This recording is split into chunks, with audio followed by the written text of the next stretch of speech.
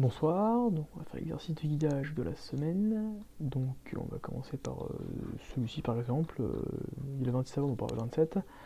Donc flocking, donc on a un dessin de robot de 20 robots décrit par ces équations d'état très simples, donc c'est des voitures de Dobbins. Oui, non pardon, c'est le cap, non du coup il va, excusez-moi. Du coup pardon, le vecteur d'état c'est évidemment ici recθ, et ils peuvent voir les autres mais sans communiquer. Donc on va devoir faire en sorte qu'ils aient un comportement de flocking ensemble avec un début aléatoire. Donc on se Python. Hop, pardon. Du coup, ce que je fais, c'est que pour initier pardon, la simulation, je mets 20 robots avec une position complètement random. Le pas, je mets 0,2, ça suffit largement. Et mon contrôleur, justement, je l'ai implémenté ici. J'ai mis différents V, mais ce qui marchait mieux, c'était celui-là. Et là, je fais en sorte qu'il fasse une ligne. Donc ça marche pas trop mal. Et j'ai testé avec différents types de contrôleurs. J'ai pas réussi à ce qu'ils avancent tous dans la même direction, mais la ligne, ça se fait pas trop mal.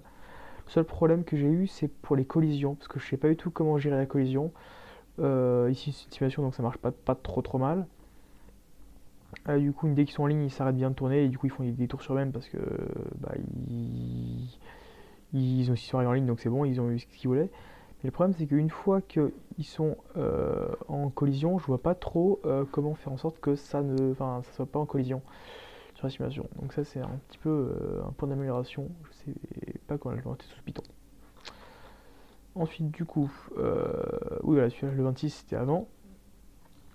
Donc on a un robot pardon, qui va suivre en fait un champ de potentiel et on va faire en sorte comme s'il y avait comment dire un obstacle qui déformait un peu le champ de potentiel.